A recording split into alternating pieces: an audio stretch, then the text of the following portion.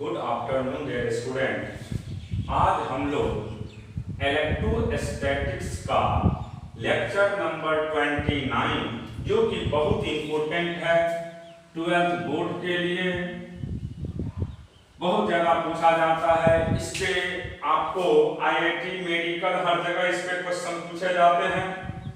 तो आज हम लोग बात करने जा रहे हैं relation between electric field and electric potential. आपको रिलेशन फाइंड करना है किसके किसके बीच में, इलेक्ट्रिक फील्ड इंटेंसिटी जिसको ई के नाम से जानते हैं, पोटेंशियल जिसको वी के नाम से जानते हैं, या इसी को दूसरे वर्ड में आप ये भी बोल सकते हैं to prove electric field is negative of potential gradient. आपको प्रूव करना है कि इलेक्ट्रिक फील्ड का जो वैल्यू होता है वह नेगेटिव ऑफ पोटेंशियल ग्रेडियंट होता है। इसका मतलब ये हुआ कि E का वैल्यू -dV/dx होता है। ये अभी आपको यहाँ पे प्रूव करना है।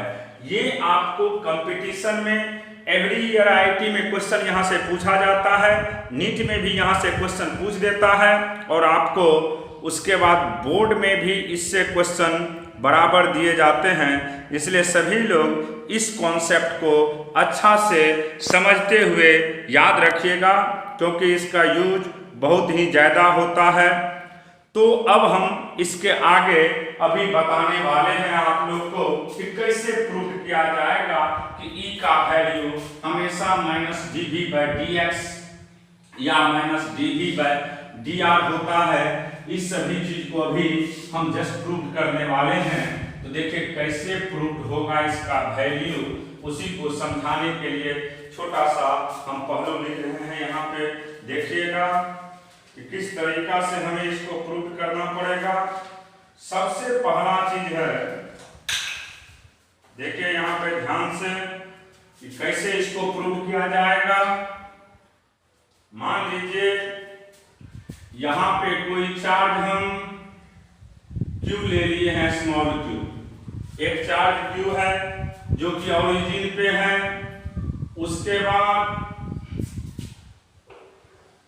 समझिएगा यहाँ पे एक चार्ज हम लोग यहाँ पे ले रहे हैं। ये पॉइंट का नाम N दे दीजिए। यहाँ पे Q नट चार्ज है। यहाँ पे कौन सा चार्ज है? Q नट।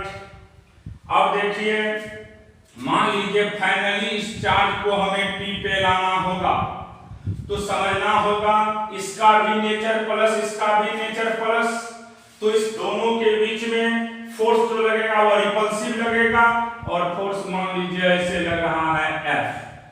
ये हो गया आपका फोर्स का वैल्यू F। मान लीजिए इधर के विषय में आप जानते हैं, इसको ही हम लोग क्या कहते हैं? इन्फिनिटी कहते हैं। क्या कहते हैं? इन्फिनिटी। अब देखिए अगर बात करेंगे यूनिट पॉजिटिव चार्ज अगर यहाँ पे होता, अगर यूनिट पॉजिटिव चार्ज होता तो इलेक्ट्रिक फील्ड का डायरेक्शन किधर होता? इस तरफ होता। जब यहाँ पे हम लोग यूनिट पॉजिटिव चार्ज की बात करते, यहाँ पे यूनिट पॉजिटिव चार्ज होता तो इलेक्ट्रिक फील्ड का डायरेक्शन इस तरफ होता। इसमें भी कोई शक नहीं होना चाहिए, क्योंकि आपको पढ़ा चुके हैं कि इलेक्ट्रिक फील्ड इंटेंसिटी हमेशा जो देता है वह किसके किसके बीच का देता है रिलेशन। तो हमने पढ़ाए थे कोई भी चार्ज और दूसरा कौन सा चार्ज होना चाहिए? Unit positive charge. मान लीजिए यहां से हम इस डिस्टेंस को x मान लेते हैं।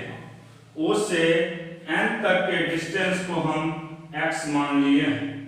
O से n के बीच के डिस्टेंस को हम क्या ले लिए हैं बाबू? x ले लिए हैं। उसके बाद जो फाइनल पॉइंट मेरे पास आया है P, इसको r नाम दिए हमने। अब देखिए यहाँ पे छोटा सा डिस्टेंस मान लीजिए इधर है, छोटा सा डिस्टेंस की बात किया जाए इस तरफ, तो dx का डायरेक्शन इधर होगा। अब देखिए इलेक्ट्रिक फील्ड इधर, dx इधर, फोर्स इधर, dx इधर, तो दोनों के बीच का एंगल कितना डिग्री हो जाएगा? 180 डिग्री, क्योंकि दोनों एक दूसरे के क्या है? अपोजिट है। तो यहाँ पे थीटा के विषय में कोई पूछेगा तो थीटा आप कह सकते हैं कि कितना होगा थीटा का वैल्यू? तो 180 डिग्री होगा, क्योंकि यहाँ पे आपको दिखाई दे रहा है कि फोर्स और डिस्टेंस जो है स्मॉल डिस्टेंस dx एक दूसरे के अपोजिट हैं, क्योंकि आप जानते हैं कि ये है Q, ये Q नट, दोनों के बीच में रिपल्सिव फोर्स लगेंगे और रिपल्सिव फोर्स इस तरफ होगा, इसमें कोई शक नहीं होना चाहिए। और देखिए यहाँ पे इसको स्लोली अपने तरफ लाया जाता है, किस फोर्स के मदद से? अप्लाइड फोर्स के मदद से। यहाँ पे जो भी फोर्स लगाया जाता है वो अप्लाइड है। अब देखिए इसको कैसे प्रूव किया जाता है, तो उसी को हम लिख रहे हैं। Let a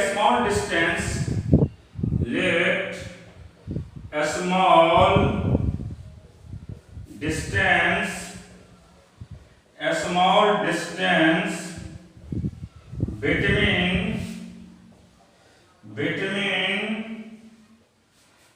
M and B dx। मान लिए हैं बाबू स्मॉल डिस्टेंस दोनों के बीच में कितना है? dx है। किसके किसके बीच में? m और n के बीच में जो स्मॉल डिस्टेंस है वो मान लिए हमने dx है। यहाँ पे इसका नाम m दे दीजिए आप लोग। m और n के बीच का स्मॉल डिस्टेंस हमने अभी तुरंत माने हैं, क्या है बाबू? dx है। अब देखिए इसको कैसे प्रूव किया जाएगा। सिंपल हम लोग इसको यूज करके बनाने का कोशिश करते हैं। देखिए सिंपली आप लोग ही बताइएगा। इस पे न्यूमेरिकल बहुत ज्यादा पूछा जाता है, मेन इस पे न्यूमेरिकल ही सिखाना होगा आप लोग को हमें। तो ये तो स्मॉल डिस्टेंस हमने मान लिए हैं। m और n के बीच क्या है? dx है। m और n के बीच में जो स्मॉल डिस्टेंस है वह dx है। और आपको पता चल चुका है कि एंगल का वैल्यू कितना है? 180 डिग्री। अब देखिए आप जानते हैं, we know that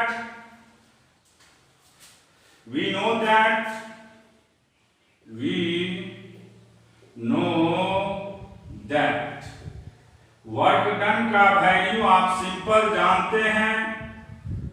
work done जिसको W के नाम से जानते हैं, इसका वैल्यू होता है हमेशा F डॉट dx। अब देखिए यहां से फोर्स और दोनों के बीच का एंगल कितना डिग्री है? 180 डिग्री। जिसको लिखेंगे F dx cos 180 डिग्री, क्योंकि दोनों के बीच का एंगल 180 डिग्री है। फोर्स उस तरफ काम कर रहा था, रिपल्सिव तरफ, तो dx अंदर के तरफ है। फोर्स बाहर की तरफ है तो dx अंदर की तरफ है, इसलिए बीच का एंगल कितना हो गया? 180 डिग्री। और जानते हैं cos 180 का वैल्यू -1 होता है, तो इसको लिख सकते हैं हम लोग F dx। फिर आप ये भी जानते हैं यहां से फोर्स का वैल्यू देखिए F बराबर आपको पढ़ा चुके हैं Q नट इंटू E होता है। क्योंकि E का वैल्यू F बाय Q नट होता है, तो आपको ये पता है पहले से कि फोर्स का value Q naught into E होगा। तो यहाँ पे फोर्स के बदले आप पुट कर दीजिएगा Q नट E dx। Q नट E dx इसको फर्स्ट मान लीजिएगा। Q नट E dx हो गया फर्स्ट। अब देखिए यहां से इसका मतलब आपको ये क्लियर हो गया है कि dw स्मॉल डिस्टेंस की बात कर रहे हैं तो स्मॉल वर्क डन होगा। तो dw का वैल्यू मेरे पास निकल गया है। अब dw का वैल्यू क्या हो गया? -Q नट E dx। याद रखिएगा, इसी को हम फर्स्ट के नाम से जानेंगे। इसी इक्वेशन को क्या कहते हैं? हम लोग फर्स्ट कहते हैं। dw का वैल्यू निकल गया। अब देखिए फिर इसके बाद आप लोग ये भी जानते हैं, ये तो फोर्स का वैल्यू निकल गया। फिर देखिए we know that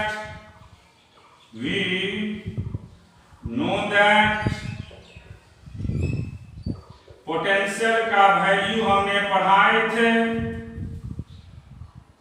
work done by charge, work done by Q nought, W by Q nought करो, work done by Q nought. अगर हम बात कर रहे हैं V का, तो W बाय Q नॉट हो जाएगा। इसी तरीका से जब डेल्टा V की बात करेंगे तो delta W by Q nought होगा। कोई शक? क्योंकि यहाँ पे स्मॉल पोटेंशियल की जब बात करते हैं तो small work done by charge लेंगे, small work done by charge लेंगे, small work done by charge लेंगे। अब देखिए इसके बाद एक स्टेप और बढ़ाइएगा आप लोग, तो यहाँ से देखिए dw का सिंपल वैल्यू होगा अब आपके पास Q नॉट इंटू dv, ये हो गया दूसरा। अब देखिए ध्यान से कंपेयर करिए इक्वेशन फर्स्ट और सेकंड को, तो देखिए इसमें भी dw, इसमें भी dw, इसमें आपको Q नॉट है, इसमें भी Q नॉट है, इसमें e dx है, उसमें dv है। तो कंपेयरिंग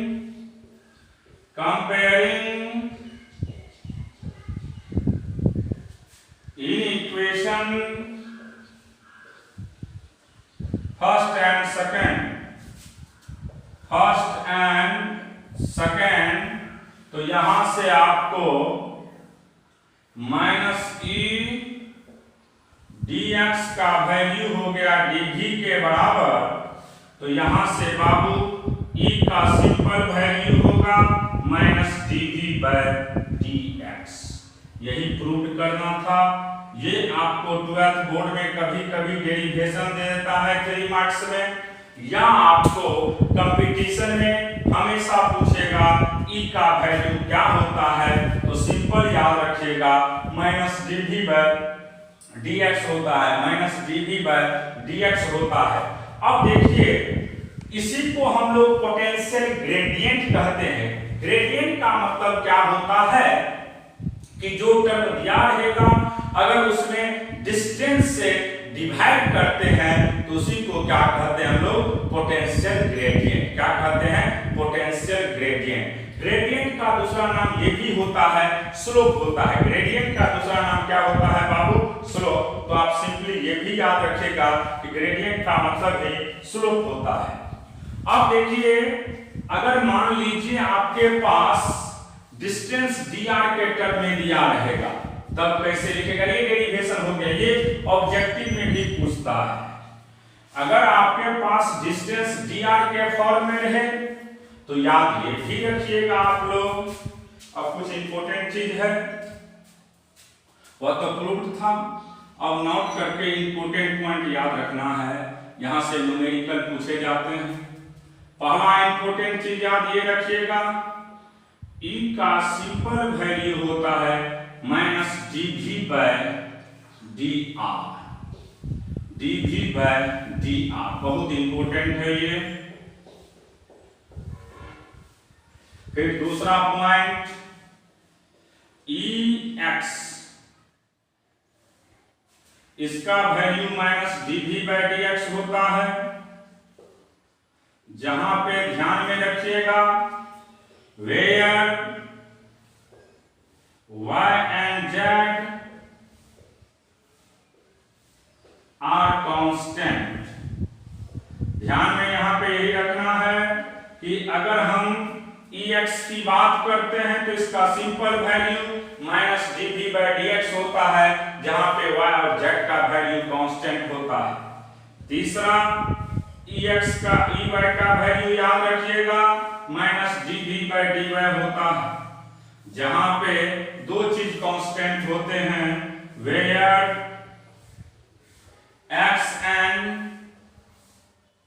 z are constant, या आप इसको पार्शियल डिफरेंशिएशन भी बोल सकते हैं।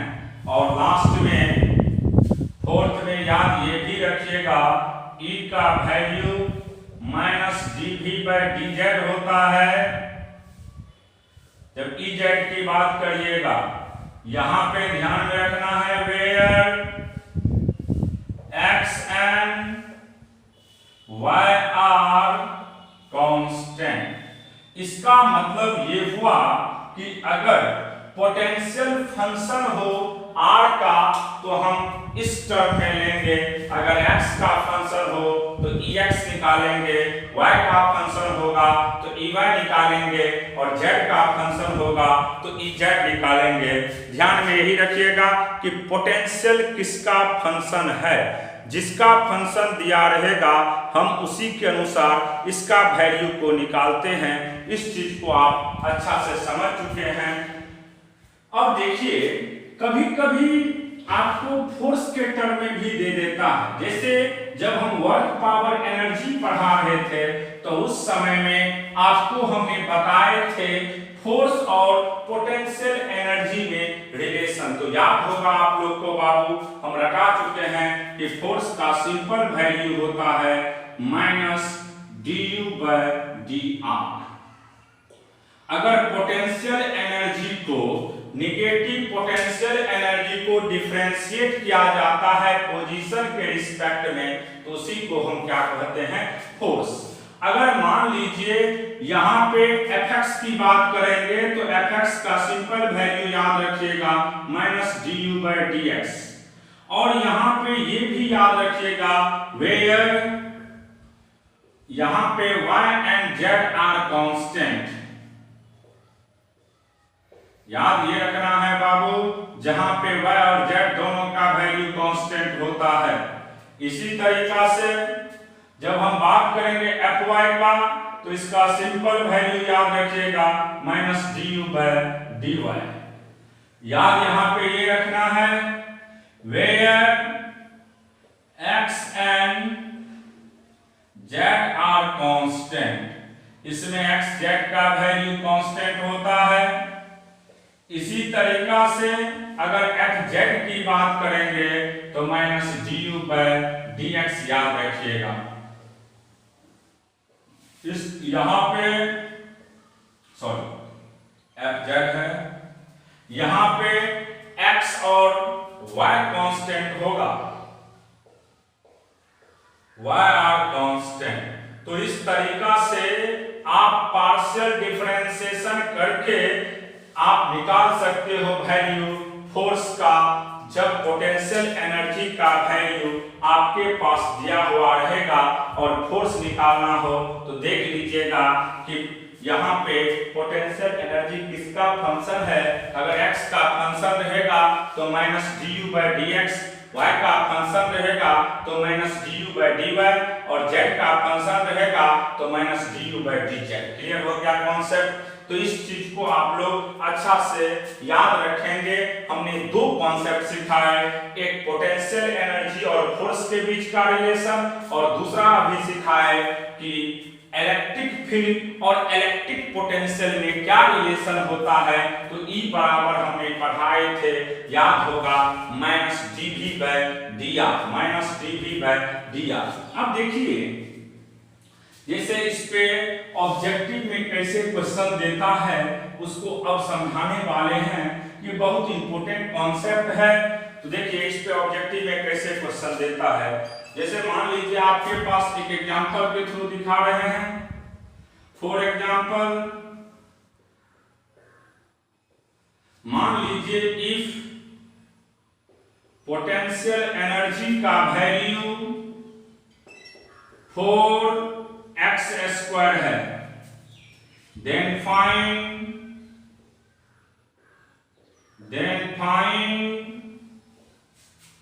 the force at 1, 0, 2।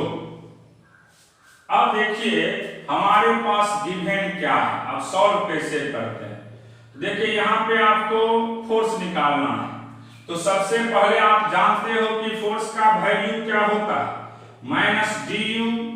अगर ये फंक्शन r का होगा तो r के रिस्पेक्ट में डिफरेंशिएट करेंगे, x का होगा तो x के रिस्पेक्ट में।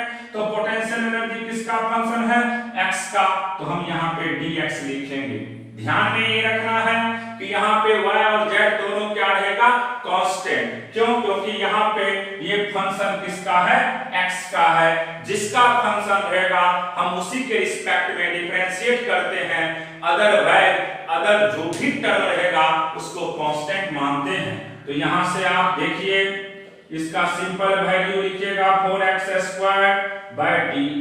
अब देखिए जो कांस्टेंट होता है कांस्टेंट को हम लोग बाहर कर लेते हैं, तो 4 कांस्टेंट है बाहर निकल गया dx²/dx।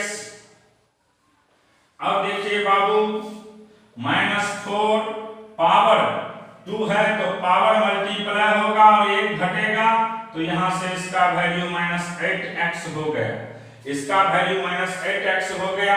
अब हमको निकालना है फोर्स कहां पे 1 0 2 पे, तो देखिए ध्यान से -8 × 1 यानी -8 जूल, तो ये हो गया आपको किसका वैल्यू फोर्स का है ना, तो फोर्स का वैल्यू अगर पूछेगा तो न्यूटन हो जाएगा। तो इस तरह से क्वेश्चन दिए जाते हैं। कभी कभी करता क्या है इसके विपरीत भी क्वेश्चन दिया जाता है, कैसे वो भी दिखा रहे हैं, तो ये आप सिंपली याद रखिएगा। जैसे एक क्वेश्चन दिया हुआ था आपके पास u का value 4x² y × z, then find the force। अब देखिए हमारे पास ये दिया हुआ, तो यहाँ पे पोटेंशियल एनर्जी किसका किसका फंक्शन है, x का भी, y का भी और z का, तीनों का फंक्शन है। जब तीनों का दिया रहेगा फंक्शन तो आप ध्यान में रखिएगा कि इसको हम पार्शियली डिफरेंशिएट करते हैं, एक बार x के रिस्पेक्ट में करेंगे, दूसरे बार y के रिस्पेक्ट में करेंगे और तीसरे बार z के रिस्पेक्ट में करेंगे। तो इस तरह के क्वेश्चन को सॉल्व करने का एक ही तरीका है कि सबसे पहला काम आप क्या करोगे बाबू, fx निकालिएगा और fx का वैल्यू -du/dx होता है। अब देखिए यहां से -4x²/dx, अब जो भी कांस्टेंट है उसको बाहर निकाल लो, -4yz कांस्टेंट है बाहर कर दीजिए, dx²/dx। अब देखिए इसके आगे -4yz पावर मल्टीप्लाई होगा और पावर में 1 घट जाएंगे तो -8xyz, ये हो गया fx का वैल्यू। इसी तरीका से हम fy की बात करेंगे तो -du/dy, -du के बदले 4x²yz/dy, कांस्टेंट जो भी रहेगा उसको निकाल लीजिएगा, 4x² कांस्टेंट है बाहर, dy/dy ये कट के 1 हो गया, तो यहां से इसका वैल्यू -4x² हो गया। फिर इसी तरीका से आप लोग fz की बात करिएगा तो इसका सिंपल वैल्यू होगा -du/dz। अब देखिए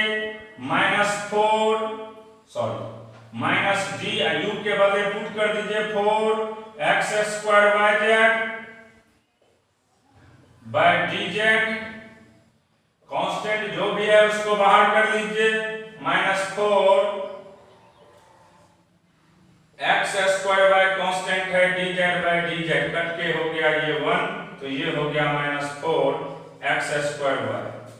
अब हमारे पास fx भी निकल गया, fy भी निकल गया और fz भी निकल गया। आप जानते हैं कि फोर्स का 3 डायरेक्शन हो सकता है, x के एलम, y के एलम और z के एलम, x के एलम, y के एलम और z के एलम।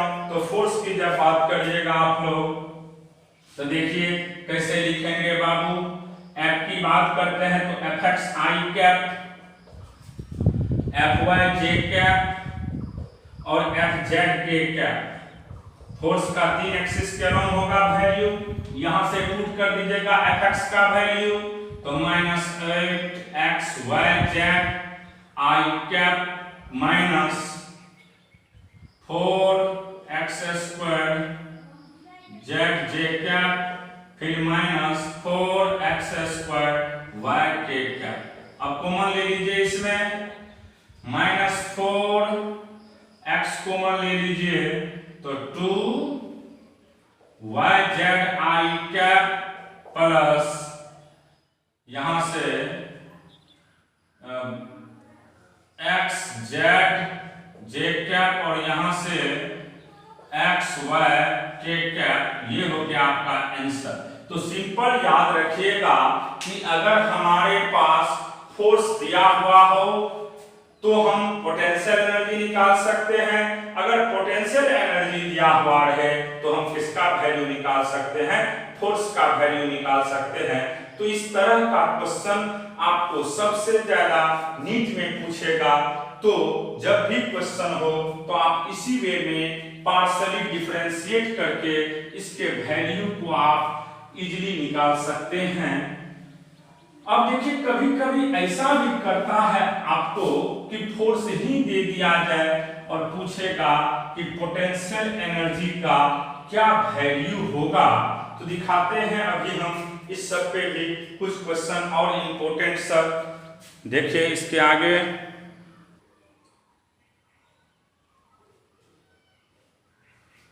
देखिए इसके बाद नेक्स्ट क्वेश्चन है, अगर मान लीजिए आपके पास दिया हुआ हो कि F बराबर, कभी कभी फोर्स ही दे देता है, F का वैल्यू दे दिया जाए मान लीजिए माइनस या 4x 8x, then find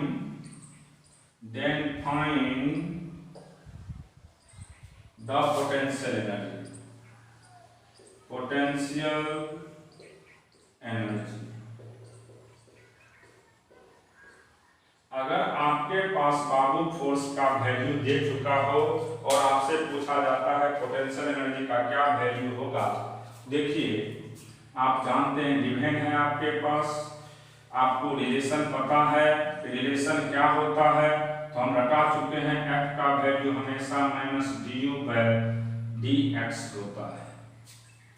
अब देखिए यहाँ पर 8x बराबर माइनस du/dx। अब देखो बाबू यहां से du को लिख सकते हैं आप लोग माइनस 8x dx। अब देखिए आपको पोटेंशियल एनर्जी निकालना है तो इसको इंटीग्रेशन करना पड़ेगा, तो दोनों तरफ आप इंटीग्रेशन कर दीजिएगा। इंटीग्रेटिंग बोथ साइड, दोनों तरफ आप इंटीग्रेशन कर दीजिएगा। जैसे ही इंटीग्रेशन करिएगा du का इंटीग्रेशन 0 से u माइनस 8x dx 0 से x। तो आप जानते हैं इसका इंटीग्रेशन u होगा, इसमें 8x पे पावर 1 प्लस 1 बाय 1 प्लस 1 0 से x, अपर लिमिट पुट करिएगा कट जाएगा तो ये माइनस 4x² हो जाएगा। तो इस तरीका से आप अगर फोर्स दिया रहेगा तो पोटेंशियल एनर्जी निकाल सकते हैं और पोटेंशियल एनर्जी दिया रहेगा तो आप फोर्स निकाल सकते हैं। ये दोनों टाइप का हमने अभी कॉन्सेप्ट सिखाए हैं और इसी पे आधारित आपको क्वेश्चन भी मिल जाएगा क्वेश्चन बैंक में। जैसे सबसे ज्यादा इस पे नीट में क्वेश्चन दिया हुआ है, IIT में भी रहता है। जैसे एक क्वेश्चन दिया हुआ था कि मान लीजिए आपके पास चौथा एग्जांपल देखिए, इफ दिया हुआ था u का value 8x², then find the force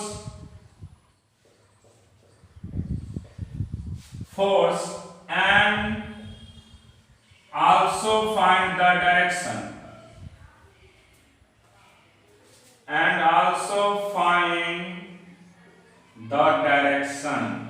और इसका आपको डायरेक्शन भी फाइंड करना है। देखिए ध्यान से बाबू, अगर आपके पास यहां पे पोटेंशियल एनर्जी का वैल्यू दे चुका है तो u बराबर आपको क्या दिया है 8x², और फोर्स जो निकालना है एट 1 2 0 ये पॉइंट है। तो आप जानते हैं पोटेंशियल एनर्जी दिया हुआ है तो F बराबर होता है minus D U by D X, minus D U by D X. तो माइनस डी यू के बदले 8x² बाय डी एक्स। अब देखिए बाबू माइनस 8 बाहर निकल जाएगा, dx² बाय डी एक्स ये हो जाएगा minus 8 2x 2 minus 1 minus 16x निकल गया। अब देखिए फोर्स का वैल्यू निकालना है 1 2 0 पे माइनस 16 इंटू 1 यानी माइनस 16। अब देखिए माइनस 16 न्यूटन तो हो गया, लेकिन किस डायरेक्शन में होगा? तो माइनस इंडिकेट करता है कि ये एक्स एक्सिस पे तो है ही, लेकिन निगेटिव एक्स एक्सिस के अलावा होगा। किसके अलावा? निगेटिव एक्स एक्सिस के अलावा इसका वैल्यू होगा। तो इस तरह का जब भी क्वेश्चन हो तो आप इसी तरीका से निकालिएगा, देख लीजिएगा कि गिवन क्या है और निकालना क्या है। इसी दोनों पहलू को ध्यान में रख करके आप इस पे न्यूमेरिकल को सॉल्व कर सकते हैं। इस पे बहुत सारे क्वेश्चन हैं और इसी से क्वेश्चन पूछता भी है। सबसे ज्यादा इंपॉर्टेंट यही पहलू है। जैसे देखिए एक बार हम फिर बोल देते हैं कि इलेक्ट्रिक फील्ड E का वैल्यू हमने पढ़ाए थे माइनस dv बाय dr या dx। अब सुनिए, कभी कभी आपसे इसका ग्रेडियंट का यूनिट पूछता है। Potential gradient, potential energy gradient, potential energy gradient. Gradient का मतलब ही होता है कि अगर हम उस टर्म में किससे डिवाइड करते हैं? x से, यानी डिस्टेंस से, तो उसी को हम ग्रेडियंट कहते हैं। जैसे कभी भी डायमेंशन में आप देखिएगा इस पे क्वेश्चन मिल जाएगा। अब देखिए जैसे मान लीजिए हमारे पास पोटेंशियल एनर्जी दे दिया है U का वैल्यू, फॉर एग्जांपल में देखिए इफ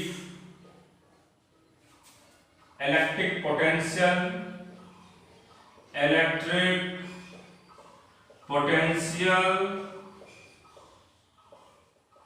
जिसको V के नाम से जानते हैं, V बराबर मेरे पास दिया है 4x² y 2x³ y²।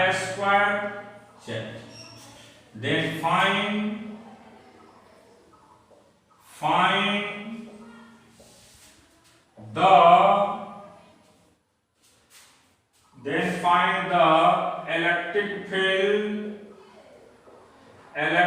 field intensity। तो आपको फाइंड करना है बाबू इलेक्ट्रिक फील्ड इंटेंसिटी। अब देखिए इलेक्ट्रिक फील्ड इंटेंसिटी का वैल्यू हम कैसे फाइंड करेंगे? तो देखिए आपके पास जो इलेक्ट्रिक पोटेंशियल दिया है वह 3 एक्सिस के अलावा, x के अलावा भी है, y के अलावा भी है और z के अलावा भी है। सबसे पहला देख लेना है कि चाहे पोटेंशियल एनर्जी हो या इलेक्ट्रिक फील्ड हो या इलेक्ट्रिक पोटेंशियल हो, कुछ भी हो आपके पास, देख लीजिएगा कि आपके पास गिवन क्या है। तो जैसे यहाँ इलेक्ट्रिक पोटेंशियल गिवन है। अब इलेक्ट्रिक पोटेंशियल देख लिए आप, तब देखिएगा क्या निकालना है। तो इलेक्ट्रिक फील्ड इंटेंसिटी निकालना है। अब देखना है कि पोटेंशियल में किस किस एक्सिस के अबाउट दिया है। तो यहाँ x है, y है और z है। इसका मतलब ये हुआ कि ये तीनों एक्सिस के अबाउट आपके पास गिवन है, x के अबाउट भी, y के अबाउट भी और z के अबाउट भी। तो निश्चित है कि यहाँ पे हमें तीनों एक्सिस के अलोंग इलेक्ट्रिक फील्ड का वैल्यू निकालना होगा इंटेंसिटी का। तो देखिए कैसे सॉल्व करते हैं। सबसे पहला काम जब हमारे पास तीनों एक्सिस के अलावा हो तो तीनों निकालना होता है। तो सबसे पहले EX निकाल लीजिएगा। EX का सिंपल वैल्यू होगा -dV/dx। अब देखिए बाबू, आपके पास दिया क्या है, V का वैल्यू, तो 2x³ y²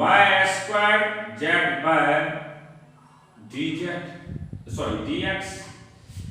हमारे पास पहले EX का वैल्यू जान रहे हैं फॉर्मूला में, -dV/dx -d, V का वैल्यू पुट कर दिए dx। अब देखिए जो भी कांस्टेंट है, कांस्टेंट को बाहर निकालेंगे तो 2y² कांस्टेंट है, निकाल लिए।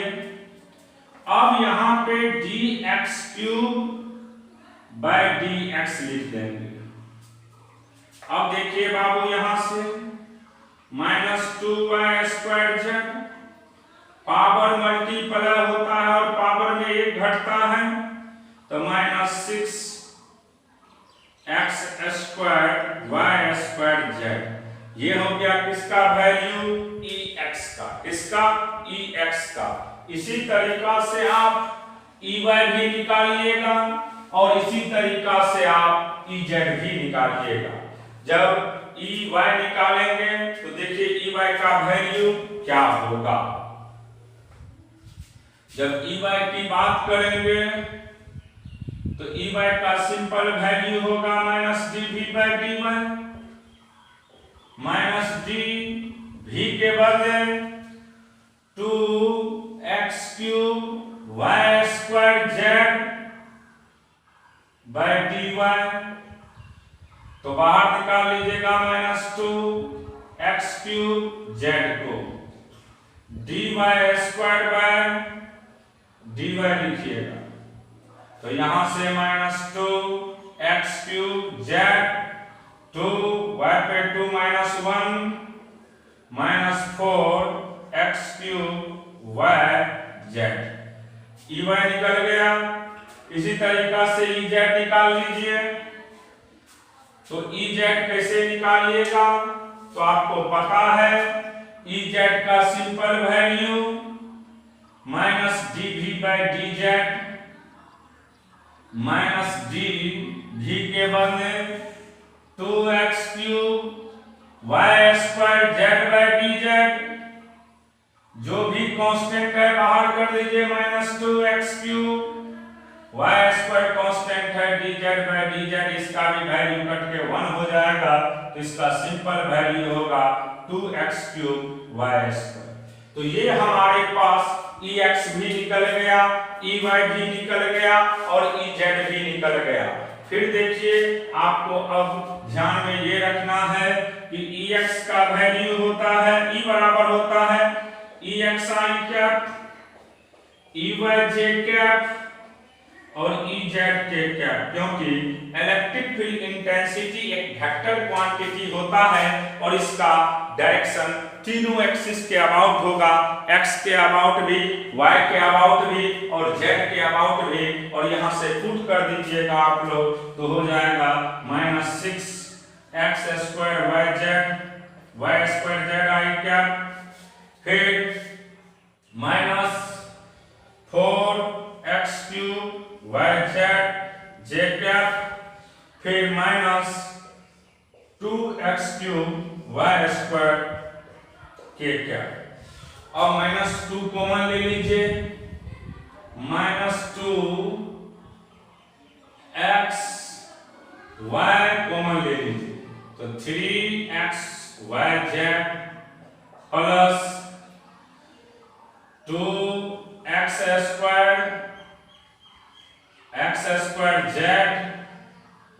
फिर प्लस x² y, यहाँ पे I कैप, यहाँ पे j कैप और यहाँ पे x² y k कैप। तो इस तरह का जब क्वेश्चन हो तो सबसे पहले आप देख लीजिएगा कि क्या गिवन है। जो भी गिवन रहेगा गिवन देख लीजिएगा, उसके बाद जिसका भी वैल्यू निकालना हो आप इसी तरीका से निकाल लेंगे। देख लीजिएगा कि क्या तीनों एक्सिस के अबाउट है, अगर तीनों के अबाउट होगा तो इसी तरीका से हम वैल्यू निकाल करके और नेट वैल्यू की जब बात करेंगे तो सबको ऐड करके वैल्यू निकाल देंगे।